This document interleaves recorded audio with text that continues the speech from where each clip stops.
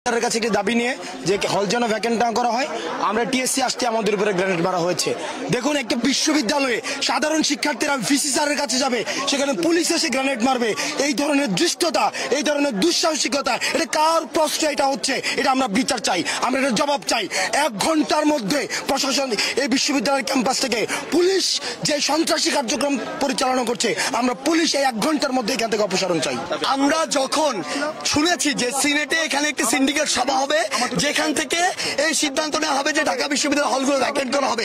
দেখুন, ঢাকা বিশ্ববিদ্যালয় হলগুলো যদি ভ্যাকেন্ট করা হয়, তাহলে আমরা যে যৌক্তিক দাবি আদায় লড়ছি, সেই যৌক্তিক দাবি যে স্থগিত হয়ে পড়বে। কারণ আমরা হল থেকে আমাদের আন্দোলনটি শুরু করি, সেই জায়গা থেকে আমরা যখন শুনেছি সিন্ডিকেট সভা বসেছে, আমরা শিক্ষার্থীরা আমাদের যে স্যার যারা রয়েছেন তাদেরকে আমাদের দাবিটি জানানোর জন্য আসছিলাম যে না, হলগুলো ভ্যাকেন্ট করা যাবে না। সেই জায়গা থেকে আমরা যখন রাজু ভাস্কর্যের এখানে আসি, তখন পুলিশ প্রথমে আমাদেরকে বাধা দেয়। আমরা তাদেরকে বলেছি যে আমরা আমাদের স্যারদের সাথে কথা বলতে যাচ্ছি, আমাদেরকে বাধা দেওয়া যাবে না। আমরা যখন তাদেরকে পেরিয়ে আসছিলাম, তারা পিছন থেকে আমাদেরকে একাধিক গ্রেনেড ছুড়েছে। এই সাহস তারা কোথা থেকে পেল? পুলিশ এসেছে ক্যাম্পাসে, বিজিবি এসেছে।